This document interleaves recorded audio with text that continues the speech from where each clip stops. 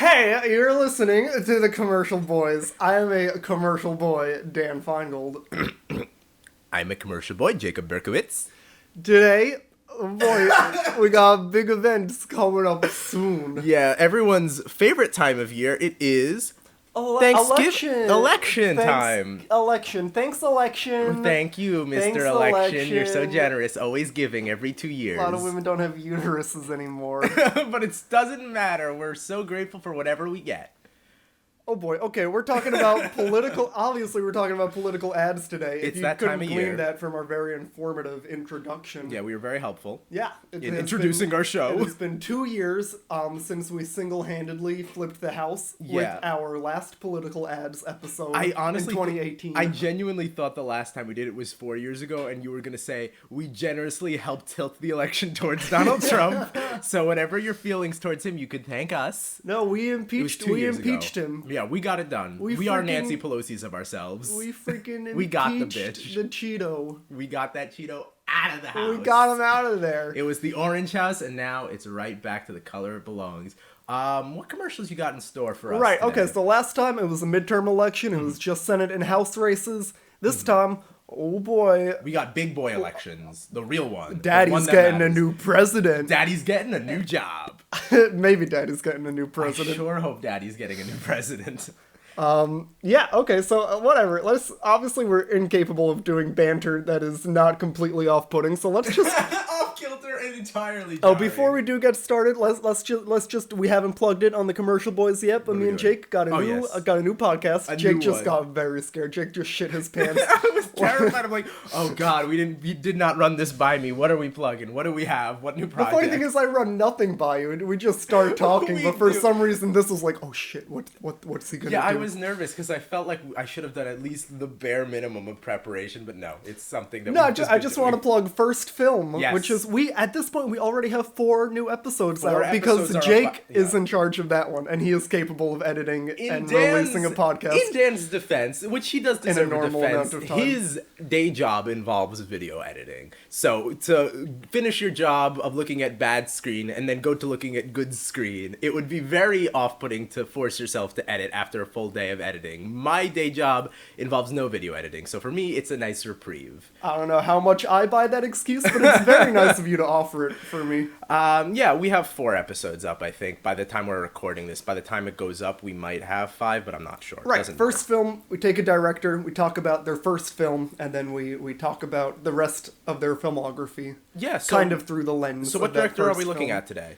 Yeah, today we're looking at Kellyanne Conway's husband. Oh, thank God. My One favorite of the, director. One of the people in charge of the Lincoln Project. Oh, But- fuck, that's what we're watching? Eventually, we have to get to some Lincoln Project commercials. We can't talk about the adscape this year without mentioning Fuck them. me. But before we go there, I'm gonna take you on a journey back to 1984, I don't want to go there. and That's we're a gonna shit watch year. a Ronald Reagan ad. I fucking hate you. So all of the commercials that we watch, if you are watching on YouTube, just sit back, relax, the ads are about to play. If you are listening on Spotify, Apple Podcasts, wherever, check the description. Do yourself a favor, don't watch them. I bet they're going to be so fucked up. They're going to be misery-inducing, and Dan's subjecting me to this check shit. the description and there will be a link to a YouTube video that has all Yeah. of the commercials that we talk about. The first one we're going to talk about is a Ronald Reagan ad from 1984. get fucked. So Jake, let's go there. Bye. It's morning again in America. Today, more men and women will go to work than ever before in our country's history. With interest rates at about half the record highs of 1980, nearly 2,000 families today will buy new homes, more than at any time in the past 4 years. This afternoon, 6,500 young men and women will be married.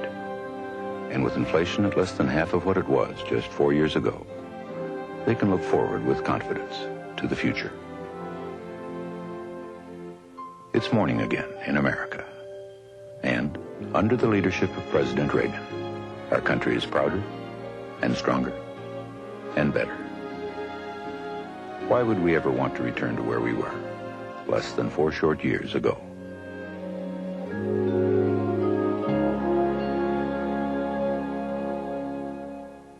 All right, so we're back. We just watched the Good Morning America again. It's Morning in in America. America again. The Reagan ad for his re-election campaign in 1984. Yep. And it's, I think, one of the more iconic political ads of the past 50 years. No? Definitely, yeah. This one. I should have guessed that when you said we're doing Reagan. I'm like, this is probably what we're going to be watching. Yeah. Won a bunch of advertising awards. I didn't know they had them. They do have them. We probably should be more. And I if I should be can more tie in informed. with first film, Michael Yeah. Bay has won some as a commercial director. That makes sense. Fucking tie-in episode when. Yeah, I immediately I'm struck by the sense of how quickly this thing tries to position itself as kind of like an embrace of like old-fashioned like not old-fashioned 1800s but like 1950s style America. Right. Immediately yeah, starts absolutely. positioning Well, itself as Ronald that. Reagan ran on Make America Great again before Make America Great Again. Yeah. But I think the most interesting thing about that ad is how after being inundated for like 30 seconds with this imagery of Americana, the paperboy riding down the street flicking newspapers, grandmas in pews watching marriages, people getting new jobs and all that, immediately, not immediately, at the very end, the narrator, is it Reagan who narrates? No, it? it's not Reagan. It's someone okay. else. It's like whoever produced the commercial also Okay. narrated it. Reagan, I think, by 1984 did not have such a nice voice. Probably. It's morning in America. again. Again. But he's the announcer, the narrator says, why would we ever want to go back to America before? I don't like that he throws shade on Jimmy Carter at the end. Well, I mean, Jimmy Carter, say what you will about his morals and his positional like the economy wasn't doing great. I mean, yeah, the economy essentially... Which took is, it I mean, as the whole a- concept of this commercial is like, we're doing better now than we were 4 years ago Go. on all these fronts, when like 4 years ago was like a historic economic disaster. Yeah. Stagflation. But it's interesting how it both positions itself as we are returning to those halcyon days of old when America was great in the 50s, where you had jobs, and you were protected by the social safety network, you had a pension, you had a strong union. You had a wife. You had a wife. You had all these things that were enabled by the New Deal policies of the 40s and the industrial boom that happened after the war economy was still like producing and manufacturing goods. Well, after the United States was the only country that Making wasn't absolutely shit, bombed to hell. Garbage, yeah.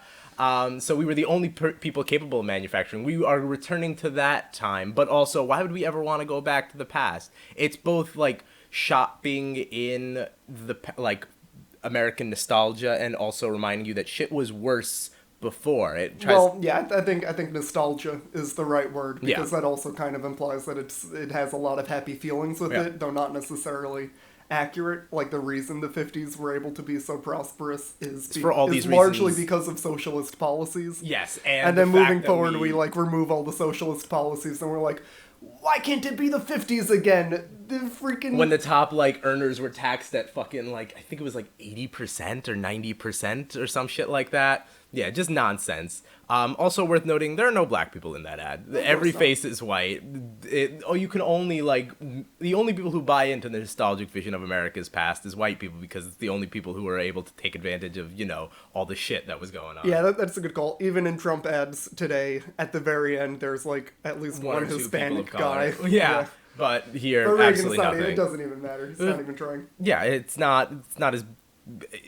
I was gonna say who was running against him in '84. I forget. Walter Mondale. Mondale. Yeah, Mondale. I'm Got sure. blown absolutely Got out of the blown water. to shit. It's a good ad. It makes a lot of good points. Hey, I mean, the economy was good in 1984, which is basically what all of these talking points reflect. I was gonna say, to this commercial's credit, there are like salient points. Mm-hmm. It is focused. It isn't an attack ad. It's like a positive ad. No, it kind of throws shade on 4 years ago, but yeah, like but he's not running against Jimmy Carter. no. Well, Walter Mondale was vice president VP, yeah. then, but But I don't know. It's just a matter of, it's like a coherent commercial. It's got like valid points. You can argue like it's putting forward a position. obviously it has spin, but like it's not necessarily wrong. Like Yeah. the economy, these are the ads that Trump wanted to run, Yeah. which is basically just like unemployment for blacks is at an all-time low. And he's trying to Jobs do that. have never been higher. But But it's that's very just like difficult straight to up not do. true. Everyone is unemployed now, so Yeah. we're yeah. So anyway, 1984, totally different time because a celebrity was running for re-election versus the vice president of the previous administration. I see what you're doing. And here. then You're doing some yeah, sarcasm. and then the a little celebrity bit. president won. Yeah. So no lessons to learn there. learn here. Nothing to get nervous about because of that. Well, here's the thing. Like, yes, there are parallels, but also, like, Trump is getting fucked. I'm being Trump is facetious. I understand, but like, Oh Trump, yeah, you want to go into prediction corner? You want to look like morons? let's do it immediately. Let's look like idiots. Yeah. Trump is just getting. I do absolute agree with you. dog- I he's do getting agree with you. Fucked in every poll, and people, you could be like, "Oh, the polls were wrong 4 years ago." Yes, the weren't. polls were I wrong within kind a of- margin of error. The polls were a little bit wrong. I think the way that the polls were interpreted was Way wrong. totally dog brain. Yeah. Because you check like New York Times and Huffington Post like the day before the election and they're like, Hillary Clinton, 95% chance of winning, which Nonsense. I guess the way that you arrive at that conclusion is saying like Hillary Clinton is a little bit ahead in Michigan, she's a little bit ahead in Wisconsin, And she's a little bit ahead in therefore, Pennsylvania. she's gonna So win. she might lose Pennsylvania, but what are the odds that she loses Pennsylvania and she loses Michigan and also when you're Wisconsin? not realizing that if on this day the fates are tethered. Yeah, If there's she a loses connection. Pennsylvania, she is very likely to behind. lose. So anyway, I think the polls showed Hillary Clinton slightly ahead, and Yeah. she won the popular vote by a small margin. Yes, which is kind of what the polls And then predicted. Midwestern polls showed a super close race, and Trump And it pulled was ahead. a super close race. Yeah. And Trump did just pull So ahead like where I he don't, needed to. I don't think. I think the polling failure is overblown. Yes. From 2016. Uneducated white voters voted in higher numbers than anticipated, and Yes. that was a polling miss. Early voter turnout shows that young people are showing up this year. They're turning out to vote, which shocks me. If you asked me 2, 3, 4 months ago if there would be record high turnouts for young people, I would have said, no fucking Well, way, I mean, you're this insane. is what we've seen in every election since Trump took office, Yeah. which is like a higher than usual participation and generally very good results for Democrats. Yeah. Like if you just look at 2018, Democrats like took the House by a huge margin, ate away at the Republican Senate Senate, majority yeah. in a year that was very tough, lots of a very Democrats tough were running. Senate Yeah. map. There were for not a lot of Democrats. Republicans who were up for re-election. Yeah. It was mostly Democrats, so they So- really only had seats to lose. Yeah. And they didn't. They kind of gained a few seats. So my hot take is actually, and I cannot wait to look like idiot, to an watch. absolute buffoon. This is going to come out probably just a few days, maybe even just one day before the election, and And it you will immediately know how much of a fucking moron we look like. age like absolute milk, like milk that is already a little bit old. But my hot take is that Biden is going to win by more than people are expecting because I think That that would be people surprising to me, yeah. are overlearning the lessons of 2016. That's fair. I think that people and even pollsters maybe. I'm not a data scientist. Look, No. don't let anything I say make you feel comfortable. I'm not an expert in anything. Yeah, I'm definitely literally go just a out there moron who's and speaking. vote your conscience, but You really should vote. yeah, absolutely vote. I do. You think, should not let me make you feel comfortable. But I think that people are overlearning the lessons from 2016 and they're going, oh my god, Joe Biden is ahead just like Hillary Clinton was ahead. Therefore, Donald Trump is going to win. And if you think Joe Biden is going to win, you're just going to look like a fool Even yet again. if Trump has a really good I think night, the lead that Biden has is way too big. Significantly Even bigger if than Trump Hillary's. has a really good night and wins Texas, which is already a toss-up state, and wins I Florida, would not say Texas is a toss-up. it's okay. Maybe not a toss-up, but it's closer. close. Florida, which Biden is supposed to win, even if Trump wins that, Ohio I think is leaning Biden. If Trump wins that, what else is? I mean, the leaning one states way? that he needs are Wisconsin, Michigan, and Pennsylvania. If And Biden can lock those down, he's good. Yeah. If he fails to lock those down, He's fucked. It's very bad. He's fucked. And but then there the are chances states of that like are very Florida and like Basically, Georgia, if he wins which are Florida like or maybes. if Biden wins Florida or Georgia early in the You night, can probably call it it's over. There's no way that Biden wins Georgia and South Carolina and loses Pennsylvania and Michigan. That's very, very The universe unlikely. where that happens, it doesn't really exist. There's a universe in which he loses Florida and Georgia and North and South Carolina, but wins Pennsylvania and Michigan. That's hopefully the reality I Right, foresee. yeah, sure. I genuinely believe that Trump could win Florida again because I have no fucking faith in those Floridians. Yeah, I I mean, have Florida zero is- faith. is- It's a Republican state at this point. Yeah, more or less. Yeah. I mean, Florida's always very close. Yeah. It's quite famous for that. This is not a hot political take. Florida's tough When to was the call. last time it went? When was the last time it went Democrat? Florida. I think Obama won Florida at one He did. point. I am an idiot, so I possibly. might be wrong. I don't know. But I don't count on them You know for what? shit. Let's watch another commercial. At the end of that commercial, I'm gonna reveal whether or not Obama won Florida. At Smart. least one Yeah, time. we've gotten bogged down. Let's fucking go. All we've watched so far is a Reagan One ad. Reagan ad. We're gonna watch another ad. Yeah, let's go. get it. There's mourning in America. Today, more than 60,000 Americans have died from a deadly virus Donald Trump ignored. With the economy in shambles, more than 26 million Americans are out of work, the worst economy in decades. Trump bailed out Wall Street, but not Main Street. This afternoon, millions of Americans will apply for unemployment, and with their savings run out, many are giving up hope. Millions worry that a loved one won't survive COVID-19. There's mourning in America, and under the leadership of Donald Trump, our country is weaker and sicker and poorer. And now, Americans are asking, if we have another 4 years like this, will there even be an America? Paid for by the Lincoln Project, which is responsible for the content of this advertising. We're back. So the update is that Obama did win Florida Both times. What commercial did we just watch? We Dan? watched Morning in America. MOU. RNING. It was funded by the Lincoln Project, and I think a very Hell yeah.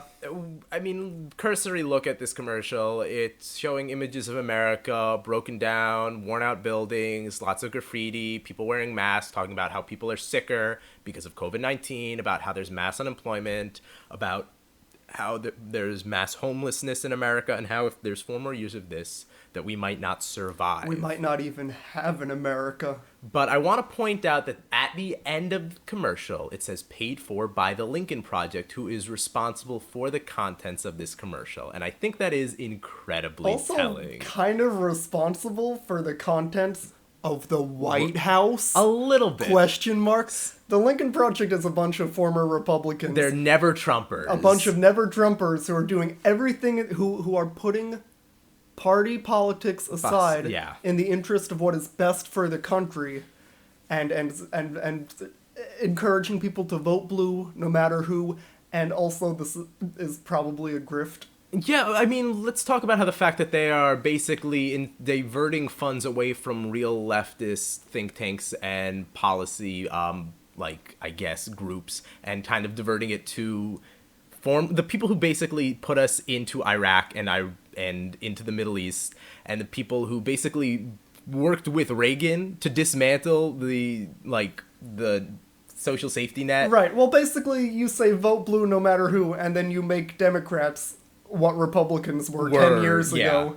And then, you can't lose. Yeah, it's basically, they know that Joe Biden is someone who they can push towards their agenda. They know that... They don't have to push him. Joe Yeah, Biden he's already is already there. running on their agenda. He's basically a Republican from 2004, but he's a little bit better on progressive, on social issues. Yeah. He thinks that gay people can get married, sure, whatever. Right. And he won't really fight that hard on abortion, but he's like, all right, abortion should be legal. But he's not going to stop the Supreme Court No, from he making doesn't it illegal. believe in universal health care. He believes No. in affordable health care for everyone. Don't you dare tell me that Joe doesn't love fracking, okay? Joe Joe will go apeshit if you imply that he doesn't love fracking. He loves the scientists. He respects the scientists. He believes in the science of global warming, and he will not ban fracking no matter how many times you ask are him. very fun, because every single one is like, Joe Biden wants to do something very cool, and then Joe Biden's like, I refuse. refuse. I do No. not. I'm not don't going want to do give that. you. No, I listen don't. here, Jack. I don't want to give anybody. I shouldn't say this, but I'm going to say it. I want to give anyone health care. That's Joe Biden. It's very frustrating. The commercial itself, I guess, is. I mean, Lincoln sorta- Project is great at making ads. I think they're fine. I mean, they're good at framing. The images they put up are fairly evocative. They show the White House behind bars, which is kind of an evocative image or whatever. They have one moment where there's a tracking shot and you see an American flag hanging it's upside down, which is kind of a goofy image Damn. because of how played it is and how trite it is. But Well, yeah, what the Lincoln Project is really good at doing is capitalizing on, like, current events and just, like, pumping out ads unbelievably quickly. Doing great clapbacks on Twitter. I mean, Yes. they're literally Stealing stealing people's content, tweets yeah. and then retweeting them. But they're just very frustrating because what they're doing is basically kind of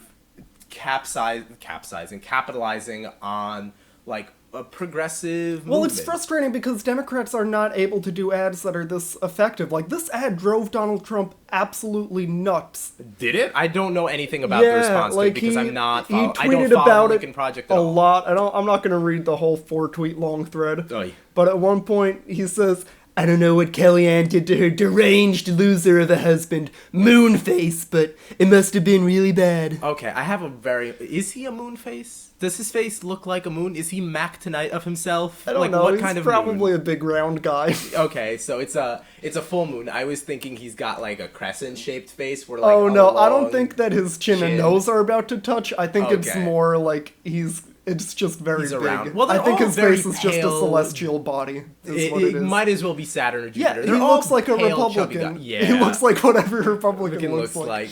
I think what frustrates me is that they are able to kind of masquerade and sound like progressives to an untrained ear or eye, but if you squint for even a moment, look beyond what they're presenting you and look at what they actually believe or want or any of their track records, it's as grotesque and detestable as George W. Bush. Or, I mean... Because it's the same yeah, people. They It's the same are the freaking same people. guys. It's the people who are in charge of or like high up in the party And they over know the that past like if they decades. can own Joe Biden, which they already do, and they can divert And funds they can away from pwn actual... Trump online. Yeah, and they can divert funds away from actual left-leaning groups, actual progressive movements, then they've won. Well, that's the thing. It's a super PAC. Like, Yeah. no one really like. Okay, so this is from Wikipedia. Most of the Lincoln Project's money went to pay subcontractors, quote, making it difficult to follow the money to vendors, and that, quote, almost all of the money raised went to firms run by the group's board members. Yeah, who Specifically, are like Kellyanne Conway's husband. Galen's Summit Strategic Communications and Steslow's Tusk Digital. So, like, they own Trump Online. They make him freak out. I think it's a bunch of Republicans who have figured out how to make money Off of Trump. Off of Trump getting mad on Twitter. Yeah. It's actually kind of an amazing grift. Grift. The America's... fact that they notice, like, wow, Trump freaks out when he watches commercials that he doesn't like. I wonder make if I money can off of make that. money doing that. They're- And, like, the result will probably be that it helps Democrats this year. Yeah, I think and- that it will make more people vote blue, honestly. But the danger is that, like, these people will immediately, like, turn. Yeah, they're know? not to be trusted, and if they are working, if Biden is indebted to these people, it's going to make the people who are like, we got to push Joe Biden left, which, I mean, yes, we do, but it's going to make it infinitely more difficult to get him to meet us where we stand on environmental issues. Like, once he's in office, maybe we can push him away from fracking because he doesn't have to worry about the next, because he's not running for re-election. Maybe we can Right. push him towards the left, but if these people become as influential as they seem to have become, they're a political PAC. They have actual desires that I don't think they're willing to, actually pronounce lest they lose funding from folks Well, like they're fucking building Mark a huge Hamill. following, and, like, Yeah. they are going to use it to enact their agenda. Yeah. And their agenda, Is we the are one going that to got us find into out, the Middle East. is very bad. Yeah, Okay, so let's do another commercial. sure. Let's check out a pro Joe Biden ad. A pro-Biden. There is only one America. No Democratic rivers. No Republican mountains. Just this great land. And all that's possible on it. With a fresh start. Cures we can find. Futures we can shape. Work to reward. Dignity to protect. There is so much we can do if we choose to take on problems and not each other, and choose a president who brings out our best. Joe Biden doesn't need everyone in this country to always agree. Just to agree, we all love this country. And go from there. I'm Joe Biden, and I approve this message. All right, Daniel, what commercial did we just watch? We just watched Go From There, Joe Biden for president, 2020. I'm assuming this is the commercial that played on, what was it, like during the World Series that I think Sam so. Elliott This is narrated? Sam Elliott, yeah. That's what I thought. I guess I could take a summary of this Yeah, because go I do for it. have some thoughts. It is a series of images scored by a simple twinkling piano version of the Star Spangled Banner that shows Joe Biden interacting with various constituents of various races and ages, as Sam Elliott talks about how there are no Democratic rivers or Republican roads. There's an emphasis on natural beauty and national landscapes, unity. and I think that is a little bit ironic considering that Joe Biden will refuse to commit to protecting protect any of it. Yeah. He will not. natural beauty. He said that he would try to move away from oil production, which I don't necessarily believe considering his desire and refusal to commit to stopping fracking. But regardless, it does put this uncanny influence or emphasis on natural beauty while Joe Biden does not give a shit about America's physical landscape. I always bristle at this idea that all this country needs is unity, and it doesn't matter how Joe Biden doesn't ask that we all agree. He just asks that we agree that we love this nation, which I think this is very emblematic of like a lot of Democratic ads that are coming out, especially this year. There's nothing about policy whatsoever. No, They're not at too all. scared shitless. They're little craven Because rats it's who are insane. afraid. It's like liberals are the biggest fear. The worst thing that you can call a liberal is liberal, and they will do anything to avoid being called it, and they will be called it no matter what. You can move So wherever it's you want like- because they have It's basic. really insane. Yeah, they like have- they can't say that they want socialized medicine, because then the opposition is going to smear them by saying that they want socialized medicine. And Joe Biden has since day one of this election said that he does not believe in government-funded healthcare. Well, yeah, exactly. That's what I'm saying. Joe Biden is doing everything he can to separate it himself doesn't from the fucking quote-unquote matter. Bernie wing of the party. And it doesn't And what's the matter. first thing that Trump does?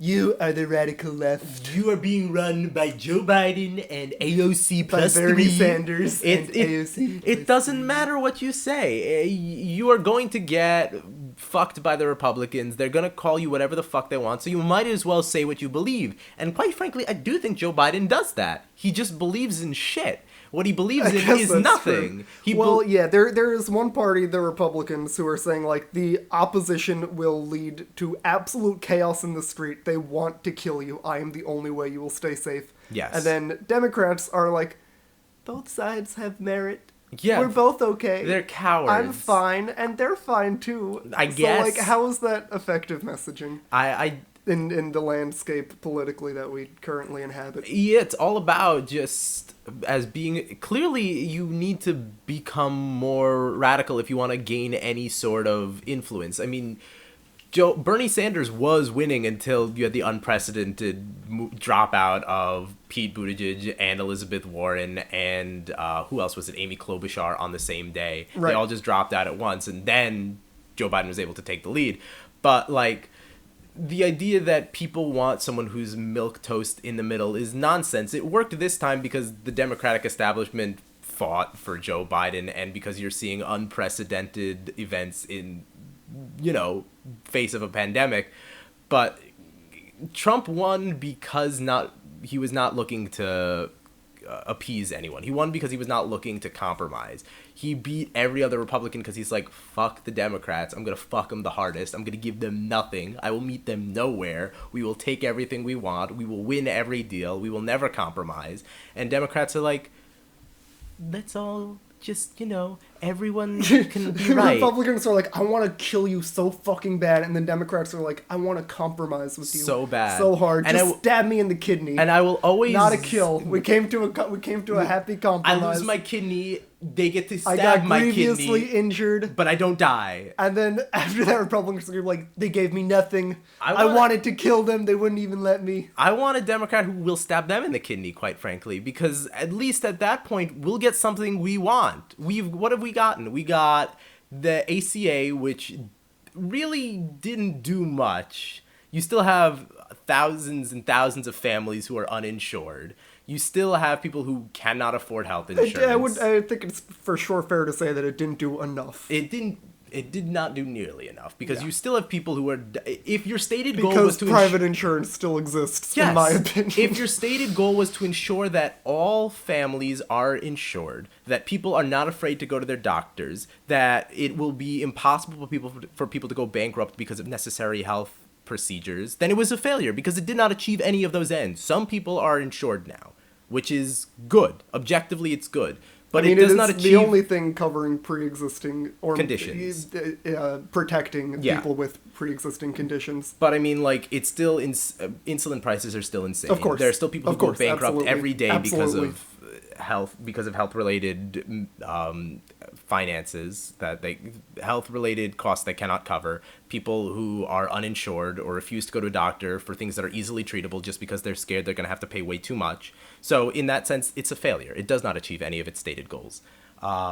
I don't know what the fuck I was talking about. I just went off on ACA because people, it's the crowning achievement of Obama's presidency, and it's basically ripped to shreds. And it was a fucking compromise that got none of what it wanted. Right. And this is what Biden wants. What Democrats want more than anything else is to compromise. Yeah. Is to, like, I guess in what they think is, like, show America how, like, mature they are by working with Republicans, which is, like, Obama, in his first 2 years as president, had a Democratic House, a Democratic, I think, supermajority in the Senate, at least 60 Democratic senators, and, like, still could barely get. The biggest fear that he had was, like, what would Republicans say? Yeah, he needed at least one Republican. He needed some Republicans to get on board for whatever fucking reason. I don't know. Right. So I really don't think that this is just, like, a campaign speech for Democrats. Like, I truly it's a stated think that, policy like, position. This is their souls. They really truly believe it's this. Such stupid, childish nonsense. They're children. They're naive. They've learned nothing. There are two things I will always go back to. One, it's just a line from Marriage Story that I think is very emblematic and telling of American policy. If they start at a place of crazy and you start at a place of sane, if you meet them in the middle, you'll wind up somewhere between sane and crazy. And no one wants that. You're half insane at that point. It's useless. It's bad.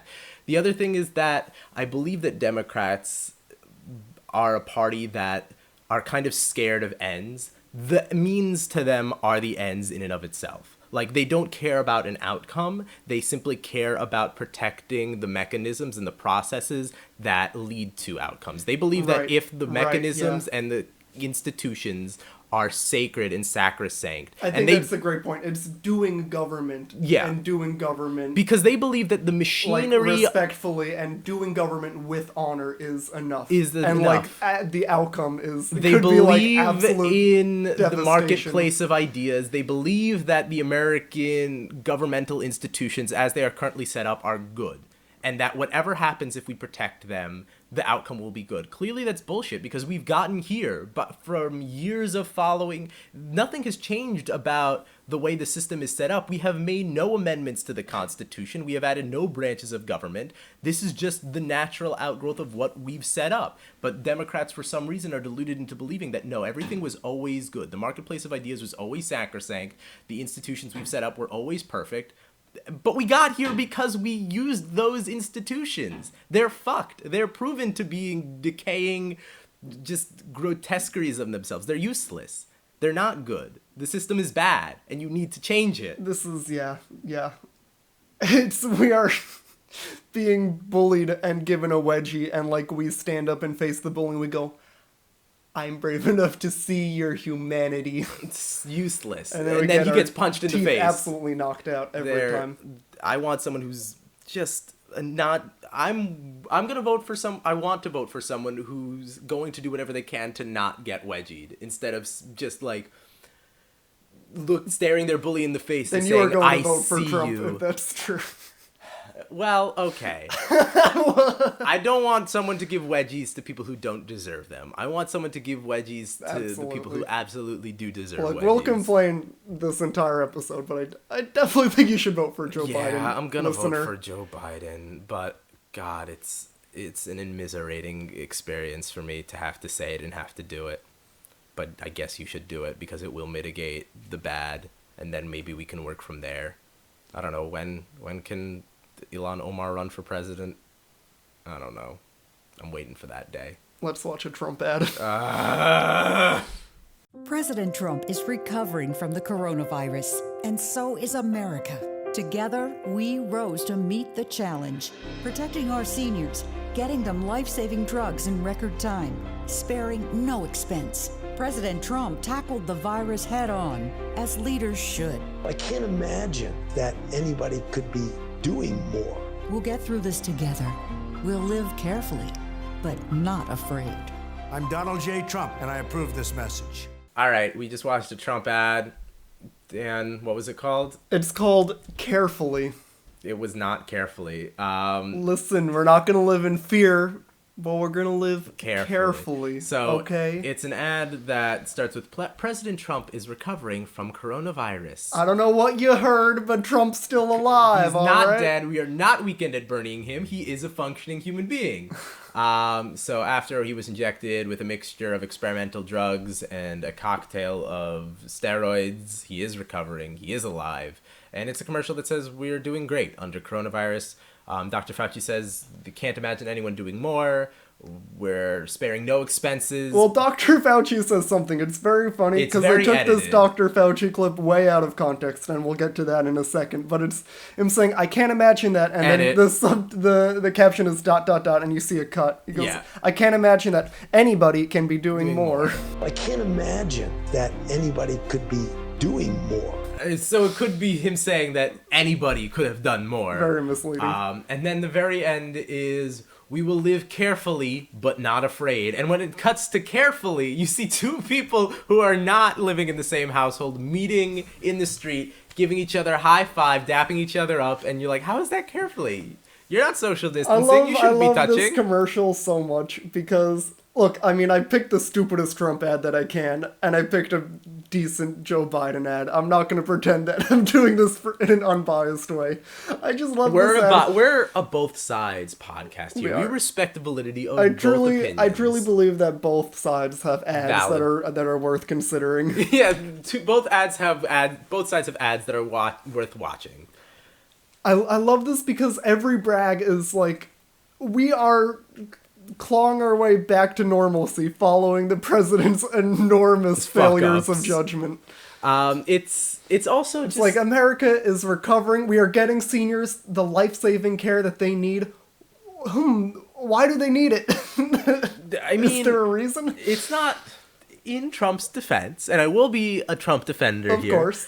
He couldn't have prevented the virus from getting here. I mean, like, sure, he could have done way more. He fucked up probably worse than anyone else.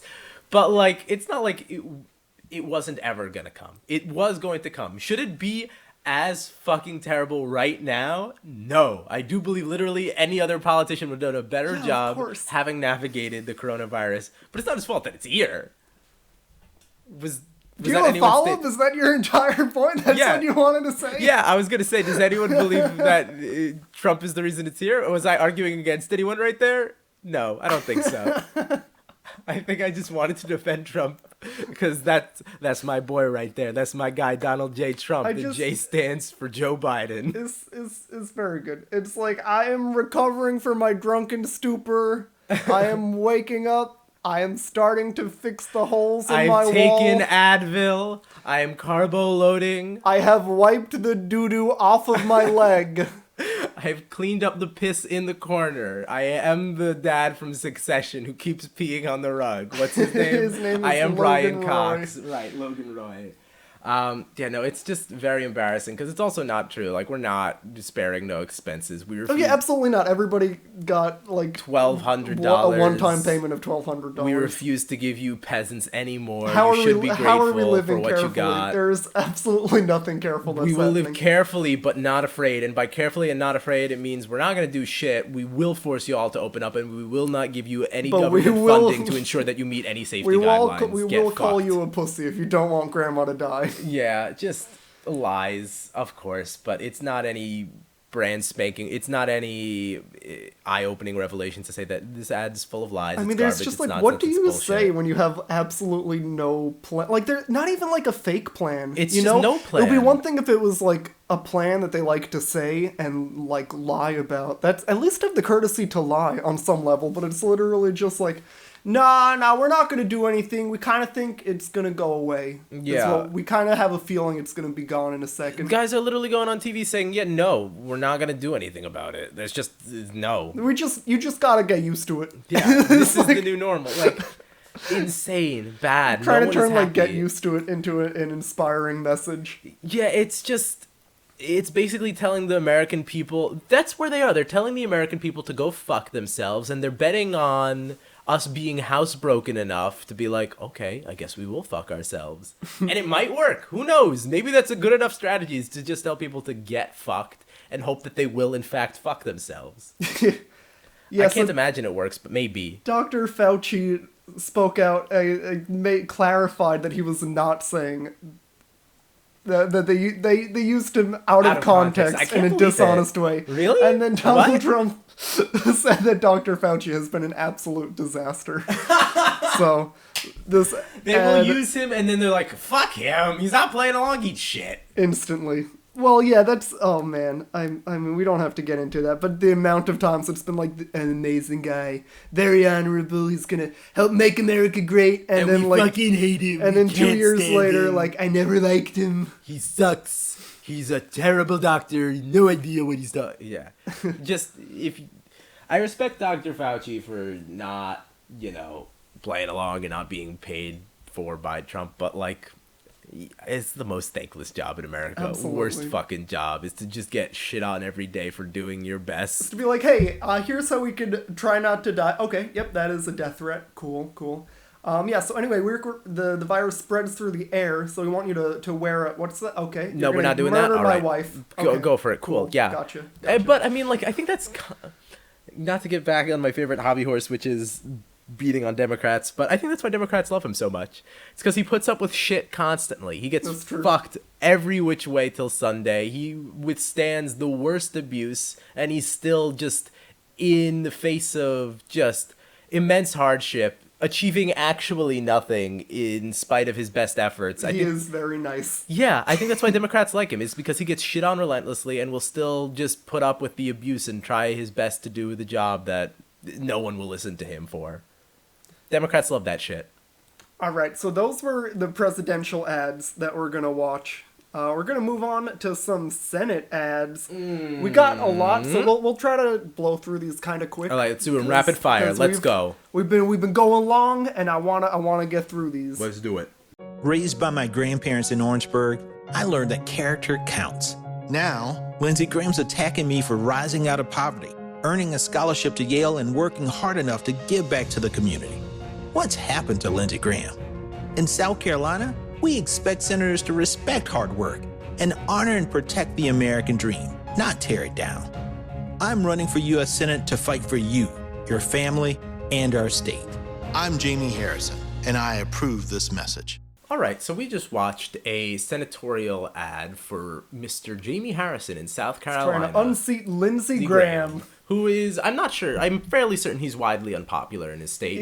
I think Lindsey Graham played his hand unbelievably badly by deciding to take a stand against Trump during the Republican primary. And speak out, call it, like, not hold back any punches, really go after him, and then instantly fold, become one of Trump's biggest acolytes. So he gets no respect from anybody. Yeah. Trump doesn't think that he he's played loyal. it very poorly. Obviously, other people who don't like Trump have no respect for him. I mean, people can see that, but he's for sure the favorite to win South Carolina. Because it is a very red state. Jamie Harrison, he does have a chance. Yeah, he's not a super left progressive as far as I mean, no one who's trying to unseat like Lindsey Graham or Mitch McConnell is going to be like a far left. It's going to be a radical Antifa leftist. Although, regardless of whether or not you are or aren't, you will be painted as such. Of course. Worth noting that not a lot of white people in this ad. It mostly, Jamie Harrison is a black man, yes. and I think this is I don't even recall seeing a white face in this, but I think that's interesting. I mean, I don't know what the demographics are of South Carolina. I think there are a lot of African American people. Yeah. Just worth noting, I think it's pretty brave of him to not even not put any white people in there. That's a choice every time. I can't imagine that's true that there are no white people. I'm often wrong. He's talking about his family, so like obviously there's a lot of imagery of his. There are plenty of white people in this. All right, so I look like an it's idiot for right sure now. not zero, but you are right that it is a ton. Like I think maybe about 50-50. Wow. Okay, I think that says a lot about what kind of just the advertising and TV I watch is that I see 50% black people. I'm like, there are no white people here. I don't see any whites. What's going on? No, but I think the tone of this ad is I mean, just it goes back to what we were talking about before. The whole thing is like, why is Lindsey Graham being so mean to me? What is up with that guy? Yeah, I just want to be a senator, and he's being all mean. It's very crazy. funny. I mean, Jamie Harrison has like no policy here, of course. Well, no policy here, but something about him is like he's always surprised that he's being photographed or filmed. It's like, hey, what are you doing like, here? What? He seems like a charming, nice guy, even though there's no policy whatsoever, and there's no. It's not even like a unity thing. There aren't a lot of pro-Democrat ads that are fun to watch. Yeah, like, because once again, largely they're scared of stating their positions. Right, because like, then you leave yourself open to being like, oh, taxes, and they're like, no taxes, nothing here. Well, yeah. Also, it goes to like how these politicians from different parties want to view themselves, which is like Republicans are like insane action heroes. Yes. Who are like saving the world from hordes of like violent anarchists. And like Democrats view themselves as like really nice people who are like gonna shake everybody's hand. The coolest thing you could be as a Democrat is like kind of just a really nice negotiator who like sees both sides, or a really brainy asshole like you're on the West Wing. Those are the only two types of cool Democrats you can be. A great spokesman or a nerdy fucking pencil pusher behind the scenes. This ad isn't even like mean to Lindsey Graham. It's kind of just like you could attack him any which way. I love South Carolina. It's just a very nice attack ad. What's up with him? Which I think I have no idea. I don't think that's a particularly effective ad, a nice attack ad. You're not getting the punch of actually saying a bad thing that Lindsey Graham has done, and also you don't get the benefit of trying to promote yourself, even though it's like, I come from a hard-working family. It's not really about that. It's just a weird ad. I don't think it's particularly good. I hope Jamie Harrison wins, but I didn't find myself particularly moved by it. We haven't been doing ratings, but you want to rate this ad? Yeah, I think it's a Limp Bizkit. A Limp Bizkit. Yeah, I don't know what that means. I just it feels like the right. It feels right to me too. Limp is there, and then Bizkit kind of throws you for a loop. But that's fine. It's just it does nothing. Once again, like it harbors no niche as far as political ads go. Yeah, well, I mean, this year Democrats can essentially run, instead of like on any sort of policy, just run on unpopularity of their opponents. Which to me always feels weak, but it looks like it's a winning strategy. Well, yeah, they're taking advantage of it by like being like, oh, I can promise nothing, do as little as possible, and I still might win.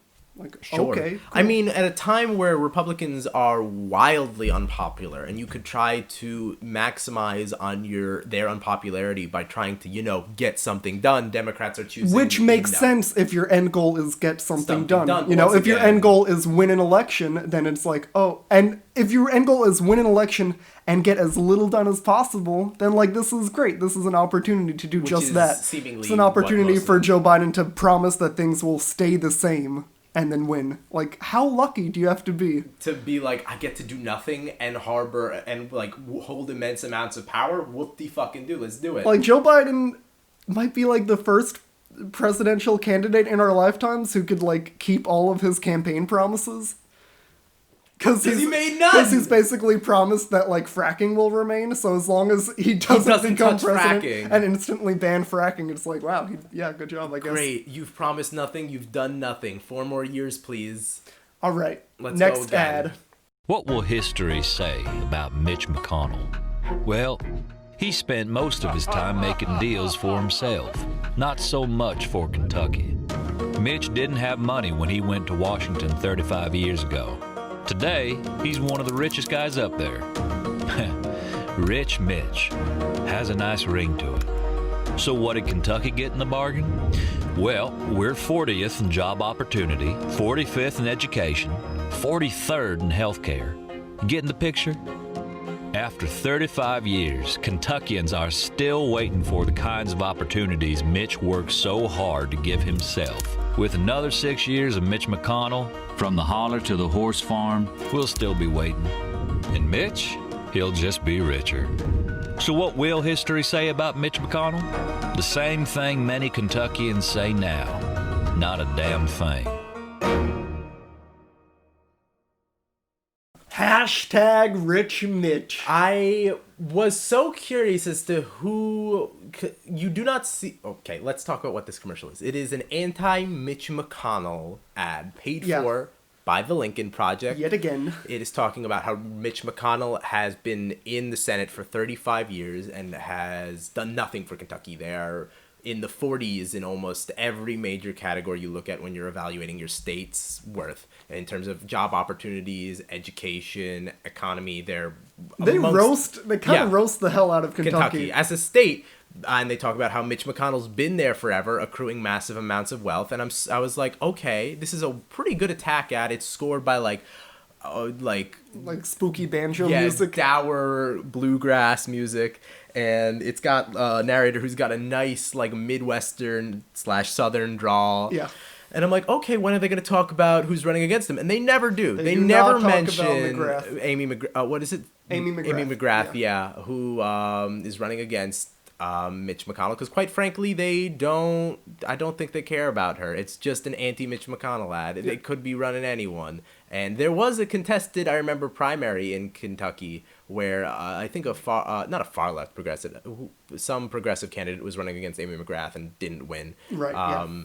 But yeah, I wonder if they would have paid for all these anti-Mitch McConnell ads had that person won that primary. Not sure, but this was a fairly good commercial. It's a decent ad. Yeah, it's got 2 million views. Okay, and that's just on YouTube. Kentucky is in no danger of going to Trump, so I highly doubt that Amy McGrath will win her seat. Kentucky is in no danger of going to Biden. Did I say Trump? Yeah. Okay, yeah. Kentucky, you are in danger of going to Trump. Please evacuate the area. They're going to get eaten. They get eaten. Yeah, it's in no danger of going to Biden, so I sincerely doubt that Amy McGrath is going to win, but it is a fairly effective commercial. Very unlikely. I think does... Well, I don't know. Okay, my thing is this an effective... Because this has 2 million views.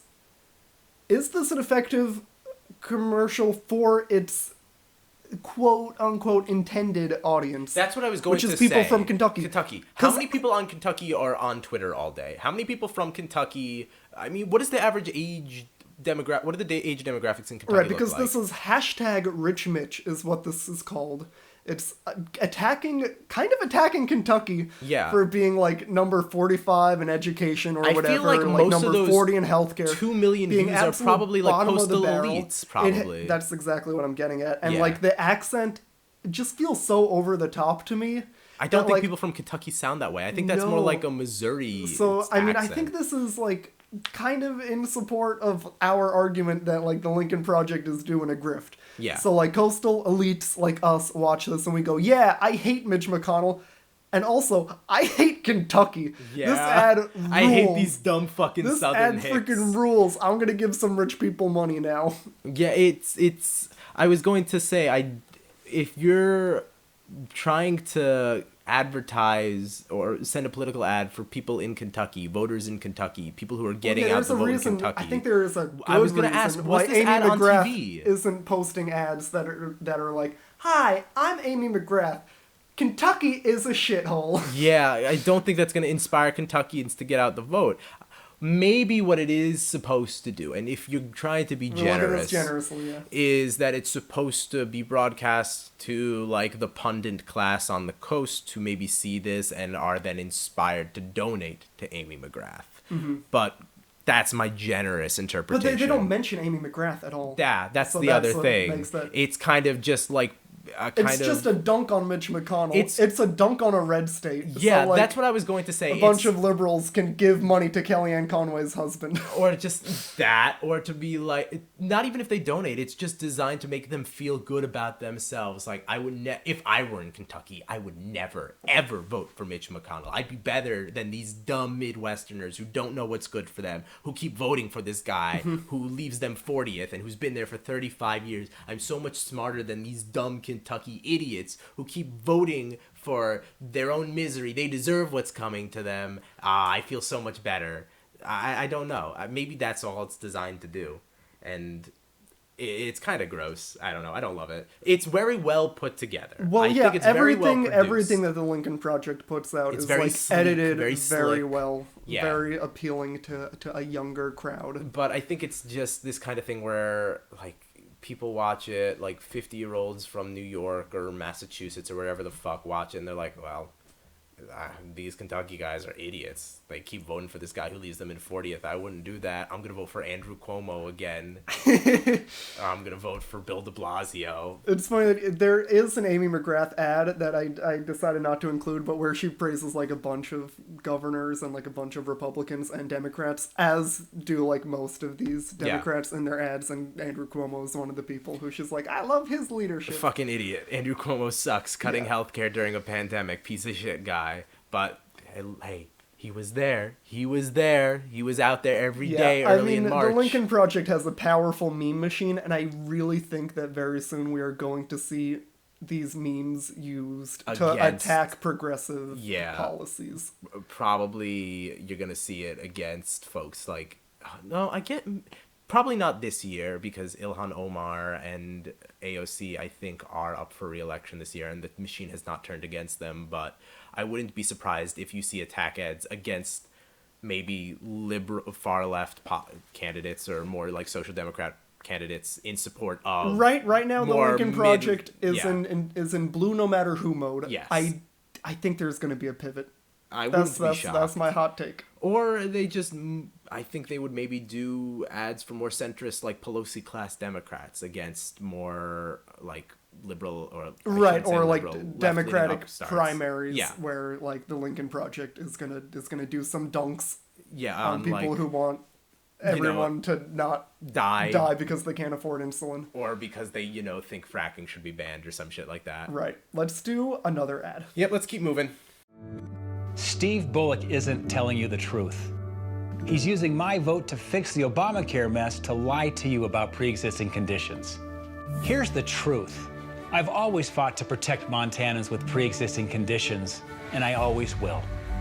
And that's why I'll fight against Bullock and Biden's plan to put the government in charge of your health care. That's the real threat to anyone with a pre-existing condition. I'm Steve Daines, and I approve this message. All right, Dan, explain to me what I just watched. This was a Steve Daines commercial. He's running for Senate in Montana. He's a Republican. He's a Republican. He is promising you that some untruths are going around, but he does not want to take away pre-existing conditions protections. Yeah. He doesn't. But Biden... Trust him. Does. No, Biden wants the government to run healthcare, and that is the biggest threat to pre-existing. I mean, as we mentioned before, the Affordable Care Act is really the only legislation that protects pre-existing conditions right now. You cannot be turned away. Guess what? For having do you think Steve Daines voted to protect Obamacare?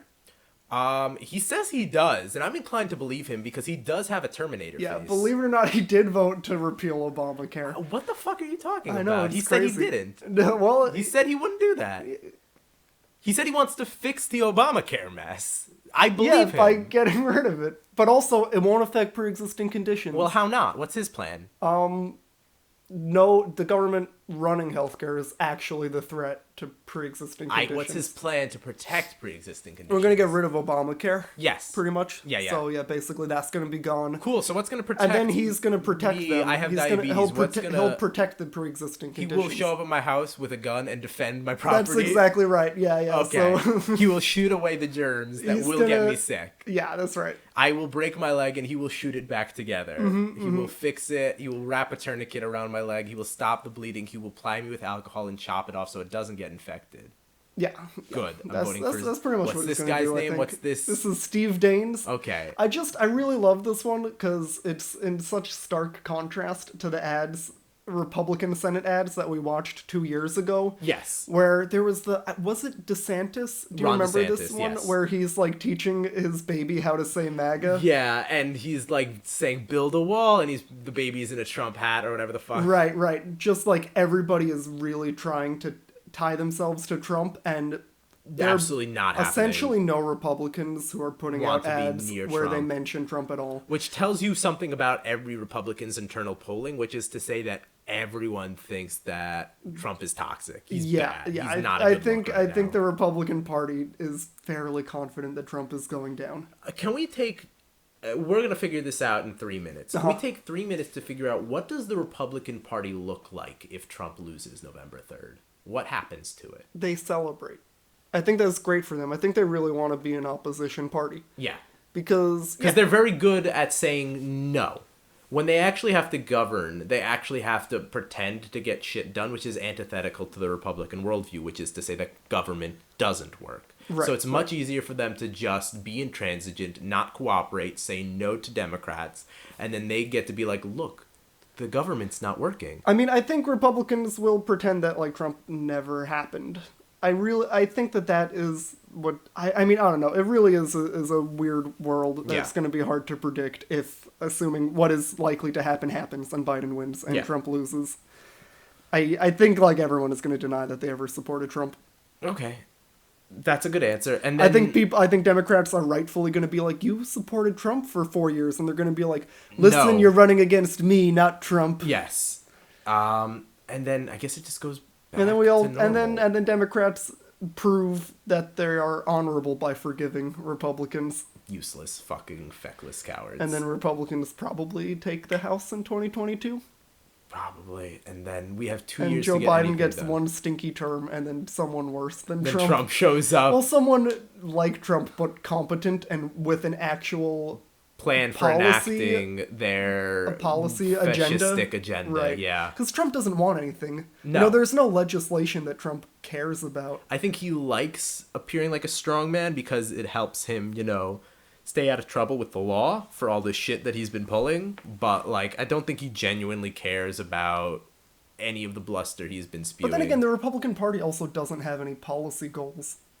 Like, there's no healthcare plan, It's just like to what do ensure Republicans that the want poor's... for healthcare? Like they they don't screamed believe, about Obamacare. but that's the thing. They don't for- believe that people deserve health care. Right, but they you can't want, say that. yeah. There's literally no policy. Their plan is just to ensure that their donor class becomes as rich as possible. People like the Koch brothers, or people like I don't know. I'm struggling to think of any other right wing think tank funder, but you get my point. People like them just maintain the like wealth. Logan Roy. Yeah, basically the Logan Roys of the world maintain some semblance of wealth, and continue to enrich themselves. That's their policy plan. Yeah. Well, I think a lot of the things that Republicans want are like culture war stuff, where I think that's I think that's why they're still fucking miserable. Is because no matter the NFL shouldn't let players protest. That's something that the president cares deeply about. Yes. But that's not something that the policy. government has any role in. You can't the entire point of government is to enact legislation and make new laws and new policies. There's nothing you could you can't make it illegal to be mean to the president on Twitter. Well, I think that's but why that is Trump is so on the forefront of what matters to them. So popular is because he was the culture war president, that he ran on. No one gives a shit about the deficit. The deficit is a flim-flam. No one truly gives a shit about it.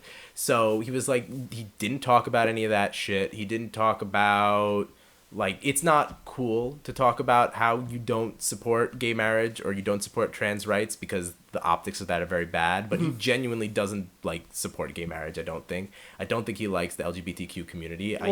He made it illegal for trans people to serve. Exactly. He genuinely believes that all that, the social progress that has happened, where it is, kind of... I think he's indifferent to it. I don't think he likes it. I genuinely don't think he supports it. I don't think...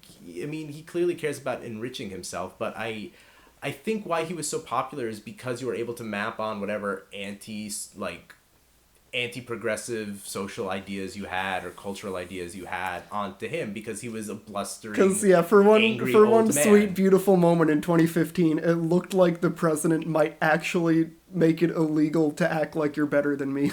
Yeah, and like I think that's what Republicans want, is they just want some Republican actors that they support. They want not a John Ford, the director. They want a John Wayne again, to be like the face of Hollywood. They want a Charlton Heston to be the face of Hollywood. Whatever happened to Gary Cooper? Yeah, they want the strong silent type. They want just basically, no matter, I think what frustrates them is that even though Trump won, they still can't win the culture war. You still have guys like Mark Hamill or Mark Ruffalo on Twitter doing epic dunks on Republicans. It's still, the Black Lives Matter movement is still around, and I think that's why you have the biggest pushback against shit like that. People who, I mean, you get such pushback against the the progressive social movements. Mm-hmm. They just don't like that shit. No one really cares about, I mean, people care about the economy, but that's not what they're voting on, clearly, because Trump didn't fucking help them. Well, you want the economy to be good, but like,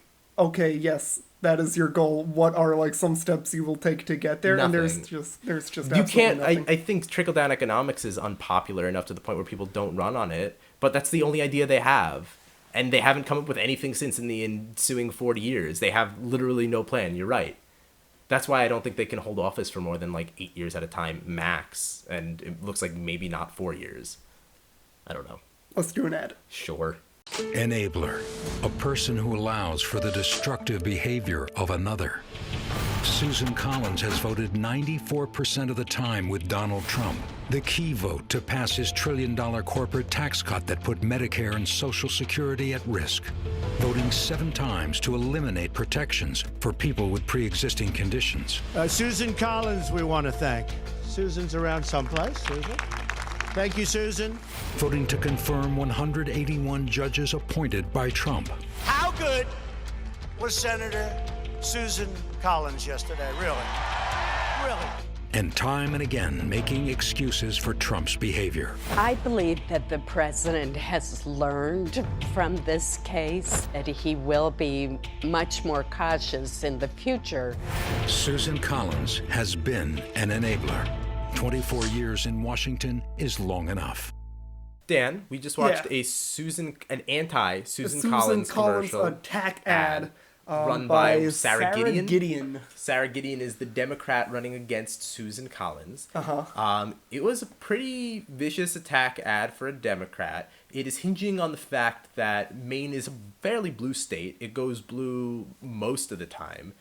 Yet Susan Collins is a Republican senator, right. And it is hinging on Trump's unpopularity once again, saying and that just tying Susan Collins to Trump and correctly pointing out that she votes with Trump literally all the time, 94% of the time, beyond like pretending to like disagree with Trump and go tisk tisk tisk.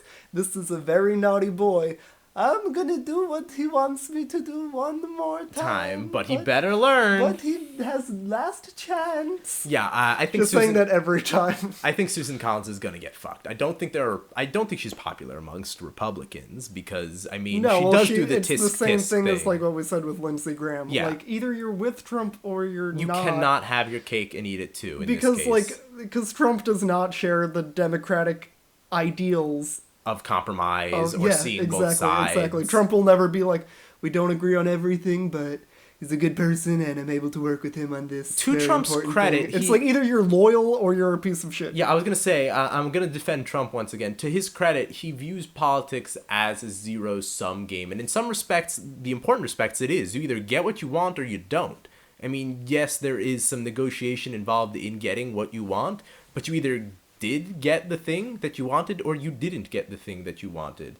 So Trump rightfully views politics through that lens. And Susan, I feel like the Susan Collins class, the moderates, Republicans and Democrats are like, well, the process is important. I don't know. I think that Trump has put all the Republicans in a very bad position. Yes. And I don't think it's smart to do that because obviously the country is very diverse and there are senators like Susan Collins who are Republicans, but they are in states that are pretty blue. And there are plenty of other Republican senators who live in states that went for Clinton and not for Trump. But, like, Trump will not forgive. He will sink you. He will sink you. If you are... He will take joy in it. Yeah, if you have the R in your name, you are getting sunk, I think. And you're in a blue state. I think you're getting sunk. Right, so, like I said, Republican senators really do not want to tie themselves to Trump at all, and really all you have to do as a Democrat is say in Trump. An attack ad is be like, look at you with Trump. And there's a very funny clip in this, which is about, like, Susan Collins's key vote to pass the tax cuts. Oh, okay, yeah. Where Donald Trump goes, and I want to thank Senator Susan Collins. Susan? She's around here somewhere. Susan is just, like, it makes her look like such a loser. Yeah. It's very funny. It also, God, they picked the worst sound bites of her, where she sounds like she's struggling I think that's for just breath. what she sounds like. I don't know if it's bad for me to make fun of her because she might have a medical condition. She does not sound well. I think that Donald Trump learned from his lesson. She sounds like a terrified... She sounds like the grandma who's in the house when, like, the wolf comes in and tries... She sounds like she's cowering in fear. She sounds like she's short of breath. Maybe she does have a medical condition and we're gonna get canceled for this. If she has a medical condition, I'm canceled. Sorry, Susie. But, like, God, if you don't, I'm coming for your ass again. She sounds like she's on the verge of tears in every soundbite they pull of her. She does not sound good. No. Not that I care. Quite frankly, she should not be in office. Maine can do much better than Susan Collins. I don't know if this... What's her name? Presley? What's her last name?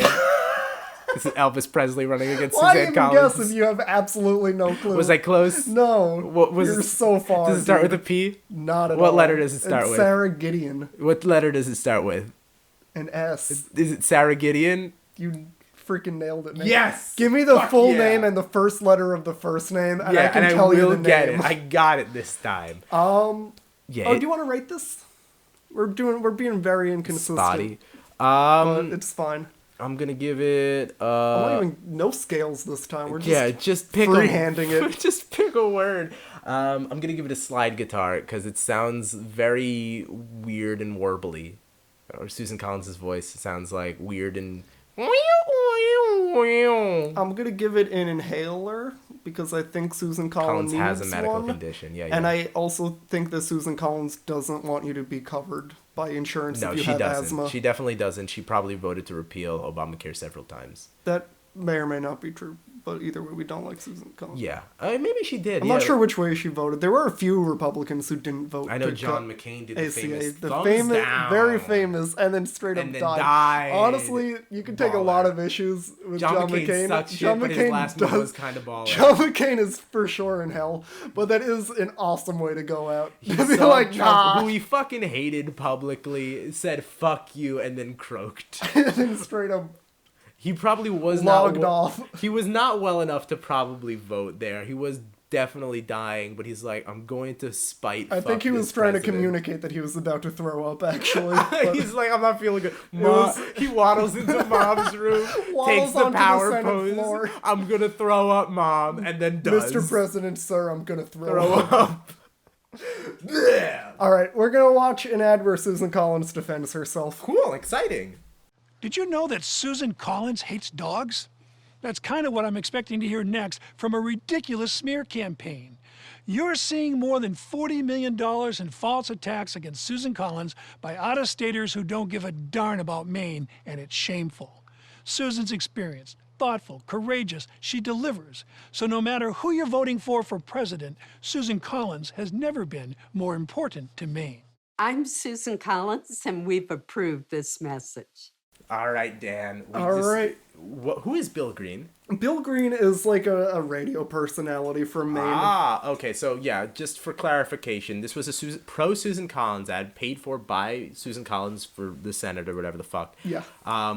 Says nothing about Susan Collins. It says, did you know Susan Collins hates dogs? That's what you're going to hear next, because $40 million are being spent on anti-Susan Collins from out-of-staters who don't know Maine. It's Bill Green walking through the woods. He's an old man with a mustache. He does not say anything about what Susan Collins has done in her 24 years in the Senate. Says that she is courageous and gets things done. The ad ends with Susan Collins petting a dog. Her dog, ostensibly. the liberal rumors that she doesn't like dogs. And then in her famous warble goes, "I'm Susan Collins and I approve this message." That's pretty good. Thanks. I can do Bob Dylan and Susan Collins, apparently. We also see Susan Collins wearing a mask. That's significant. She's And trying to prove that she's not too Republican. Bill Green, is that his name? Did I get it right? It's Bill Green, yes. Wonderful. He says that no matter got who the you're man's voting, name correctly. I did, of course, because I am a misogynist. Yes, you are making can't an cancel important me. point. He does say that no matter who you're voting for president, vote for Susan Collins. Right, he's trying like, to once "Listen, again distance her from Trump. I know that this is a sinking ship But presidentially. she could be a lifeboat. Please give Susan Collins a lifeboat. We're begging you. Yeah, this is just very funny, especially I think when you watch them back to back, where it's like Susan Collins is bad because she's appointing insane judges and giving tax cuts to wealthy people, and then it's like, you guys think that she hates dogs? Well, watch this. Cannot even pretend to defend her. And then she pets the dog, is like, boom. Yeah, she can't pretend to defend her track record because it's toxic. It's bad. It does not look good. So this is, I think, like, what I would show someone if they asked me what, like, the Republicans, when they ask me, like, what the logical fallacy of straw man means. It's that. I would just show them this, like, they think that she hates dogs. Well, watch this. And I get that he's joking. Yes. It's just very not funny. They set up the joke and then take the joke premise seriously, which is kind of insane. They're like, look, this is the joke, right? They're going to say that she hates dogs. Well, guess what? She actually does. Debunked, bitch. Normal joke is like setup, ... punchline. Republican joke is setup, ... prove it wrong. If you were really going to, like, do this as a good commercial, you would have her then defend her record while still petting her dog, talking about, like, I approved this plan that gave $20 million to Maine public schools while she's petting a dog, defending her record. Mm-hmm. But there is no record to defend, so it's just petting the dog. It's nonsense. It's very stupid, and it is perfectly Susan Collins. It's very desperate. Everything about it is flailing. Yeah. Like, you can't have Susan Collins talk for too long because she sounds bad. She sounds like this. She's a grandma, but grandma's really sick. And it's not good. It's Once very again, unfortunate. she might actually be really Grandma sick. might truly and if that's be the sick. case, we are deeply sorry. I'm not. Fuck Susan Collins. Fuck her. You can cancel me all you want. I'm immune, baby. Teflon Jake is here. No, but it's not her speaking. It's some other random guy walking Bill through Green. the It woods. does not even attribute who he is. It's making up a false attack against Susan Collins to disprove. It's Susan Collins wearing a mask like, look, see, I believe in science. I'm not like the other bad ones. It's like, you don't listen. We know you're not going to vote for Trump, okay? You don't have to, don't worry Just about voting please for me, Trump. guys. I'm But begging me, you. Come on, I me. need this, man. I deserve this. I deserve this. Remember the beginning when we said I didn't like dogs? I do. And then you don't see it off camera. She does put the dog down as soon as they're done rolling the camera. Yeah, I don't even know why they had to do it that way, but they did like 4 takes and they put the dog down after each take and then brought a new one There in. were 3 different dogs in the commercial. They used like alternate endings. It was very I mean, odd. they didn't all have to die, so No. I'm really confused about why they decided to do that. I think Susan Collins doesn't like dogs. We're gonna start it here, guys. Susan Collins. Susan Collins hates dogs. Do we have any more commercials? We that you have to subject one me more. to? We have Fuck one more. I'm you. sorry, this is a long episode. you. This is a crazy election year. I don't know if this is listenable. This has been Tangent City. I mean, we're on it, so it's not listenable. But we have just one more commercial, and it is very on brand for us. Is it Mike Bloomberg? No. Well, Mike Bloomberg, I kind of have been checked out of politics, but he's like king of American Samoa now, right? Yeah. He just like rules American Samoa. That's American Samoa is its own independent nation. And Yeah. you know what? Good for them. We're going to watch a Lyft commercial in support. Oh, Prop 22. Exactly right. Have you ever wondered what is Prop 22? Well, don't worry. Lyft's here to clear everything up. Lyft started as a new way to earn a little extra. Open and available to people from all walks of life. That flexibility gives drivers the independence other jobs can't offer. Prop 22 will give them that and more. They'll get guaranteed earnings, healthcare benefits, personal protections, and they can maintain their flexible schedules. But if drivers are forced to become employees, up to 90% of app-based driving jobs could disappear, and the jobs that are left wouldn't have the flexibility they need. There would be set shifts, flat wages, and limits on when and where they could drive. That's why the vast majority of drivers, by a 4-to-1 margin, want to maintain their independence. Protecting their flexibility and providing historic new benefits are what we're fighting for. Vote yes on Prop 22 to help create a better path forward for drivers.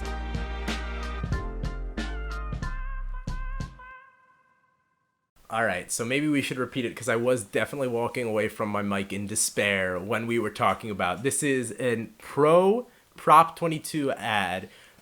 So for those who are not, this is the saga that we've been covering for a few episodes Yeah. now, where Uber and Lyft are dog trying shit companies to write new laws in California that allow them to not treat their employees like employees. yeah, for those who are unaware, in California, for some reason, people are allowed to vote directly on laws during ballots. During election years, you're allowed to directly vote on propositions when you're voting for president or senator or whatever it is. Well, a lot of states have propositions, but California, I think, is... I don't know if it's the only state, but it's a little bit unusual that you just need, like, a bunch of signatures. And you could get your dog to shit get proposal something- yeah. on there. So companies like Lyft and Uber and DoorDash and all those rideshare companies have funneled, I think, hundreds of millions? 200 million. Yeah, $200 million into this campaign to get Prop 22 to pass, which would allow them to not treat their employees as workers. Well, yeah, as California employees. made it illegal for Uber and Lyft and DoorDash's predatory business models to operate within the state. Yes. So Uber and Lyft and DoorDash just went, okay, we'll pay $200 million to get a ballot proposal. Yeah, and so far they have been appealing through the courts to see if they can get this law overturned. It looks like it's not going to go great for them, though. It just failed on some California appeal. I think they're going to try to get it to the California State Supreme Court next. That's the next step. But they're trying to just get this prop passed in the interim. They've been paying or forcing employees to say that they support this proposition. I think whenever you use the app in California... They had a statistic here, which is 4 in 10 Lyft drivers support No, their it said independence. 4-1, I think. Well, what did I say? You said 4 in 10. Oh, no, that's the minority. Yeah.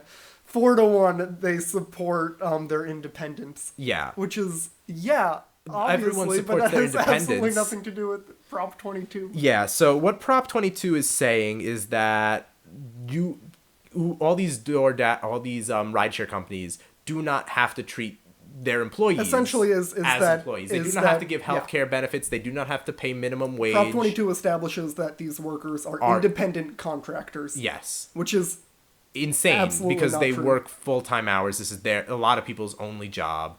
But also, you're not an independent contractor if you're not setting your own wages. Yeah, exactly. You're just an employee. What was I going to say? But they don't make minimum wage and they don't get benefits. Yes. And that is insane. Yeah. Bad. That is bad.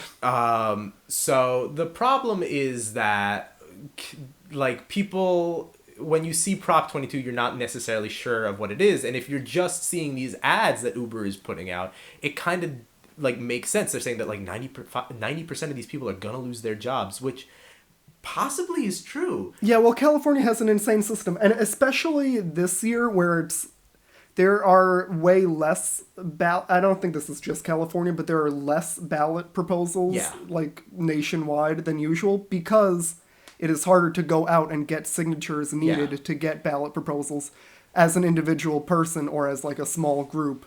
So the people who are able to get ballot proposals are people with multi-billion-dollar corporations. Yeah, anyone who has a ton of resources. The thing is, and we've talked about this before, is that Uber, Lyft, all these companies have literally never turned a profit. They get all of their funding from venture capitalists who keep pumping funds into them so that they can stay afloat. Yeah, exactly. So if they're forced to treat their employees like employees, they will continue to not make a profit. It will render them possibly impossible to ever make a profit. if they have to, you know, run like an actual fucking right, business. yeah, it all works just so well until you have to pay anybody, and then the whole thing comes crashing tumbling down. Well, I think maybe the dream is that, like, you take advantage of people for a few years, and then self-driving cars become widespread enough. Yeah, that we've you talked just about this, lay that you don't everybody have to off. pay anyone altogether. Right. And then that's it. That's the thing is that our public transport system in this country is so backwards and fucked and delayed that the way that most people who cannot drive, or the way that most people get from destination A to destination B if they don't have their car, and if you're wealthy enough, is Uber, is Lyft, is something like that. There is no, like, mass transit system that is well funded in this country. Yeah, the train system is decent in, like, Boston. It depends on DC. where you live. Yeah. New York's is famously shit, even though it's used by everyone, but because it's the only thing. You can't drive in New York if you're a sane person. Right. California, I don't think really has a great public transport system. They just have the bus system, which is generally seen as something for poor people because it's not well funded and not well taken care of. Just public transport is garbage. And so when people see, oh, Lyft might go out of business, well, how else am I going to get somewhere? Well, I mean, if we had an equitable way for everyone to get places, then we wouldn't need predatory businesses like Lyft or Uber. Right, and also if people could make money at their jobs and could get jobs, they wouldn't need the jobs have to, at like, Uber. do these insane side hustles. Yeah. Like, the gig economy is garbage nonsense because it's just like, you got to stay on your hustle, got to stay on your grind, but you wouldn't need to do that if there was a social safety net in this country that ensured pensions, that ensured that you were taken care of after you retired, that ensured that you would have health care. All these things that, like, make living in late capitalism an absolute hell could be corrected if the, you know, election weren't down between fascist wannabes and, like, conservatives by other names. It's just the compounding errors of late capitalism come home to roost when you see this shit from Uber being like, everyone's gonna be unemployed if we have to treat our workers as workers. Everyone's going to be unemployed if we're forced to employ everyone. Yeah, it's just like, we wouldn't need you if things were better, and we wouldn't need to worry about people being unemployed if they could just have jobs. But God, now you're able to make a compelling argument for Prop 22 because of all the compounding shit that we have to go through. Not that anyone should vote for Prop 22. It is bad. No, none of our listeners are in California. Yeah, you should. A few. Okay, cool. I checked the numbers. Hey! If what Anchor tells me is accurate, there are a couple. All right. Yeah, if you do live in California, definitely vote no on Prop 22, guys. please. It will ensure that Uber and Lyft and Grubhub and all these companies can continuously fuck their employees. Is bad, and it's a despairing commercial. Yeah, I think people deserve minimum wage if they're doing a job. Yeah, for sure. People deserve minimum wage. People deserve health care. Of course, you deserve benefits. Yeah. Yeah. God, what a nightmare country we live in. It's. I mean, really a new stage of capitalism where companies are able to essentially pay to get, like, laws on the ballot and then, like, put out disinformation campaigns to encourage people to vote against their own interests and pass the laws. Yeah, I mean, we've got... Like, it's not... You don't even have to lobby anymore. Yeah, you can just appeal directly to people and lie straight to them. Right. I don't know if it's cheaper, but it's definitely more efficient. And it's just... put it in direct terms. This law will allow a company to pay their employees not minimum wage, less than minimum wage, and no benefits. Like, that's it. It's just saying, like, please let us pay our employees less than minimum wage. Please, we promise. We know you like Lyft and Uber, and I swear to God, if you do not let us pay our employees less than minimum wage, we're going to take this shit away from you. You know the thing that you use all the time because we refuse to invest in our public transportation system? We're holding it fucking hostage. It kind of is a microcosm for the country on a whole. I mean, the argument is like, come on, you gotta keep your freedom, and if you want your freedom, then you gotta give up some security. What, you're gonna get money, and you're gonna get the ability to see a doctor, but what will it cost you? A little bit of freedom. So, definitely vote no. No. And that is And the we're same like, yeah. arguments we get from like politicians, where it's like you won't socialized healthcare. You won't have the freedom to choose pay your a doctor private anymore. health insurance. You won't have the freedom to have some company tell you who you can see. You want government to tell you which doctors you can use, or you want this middleman to tell you which doctors you can use that are in your network. Which is it?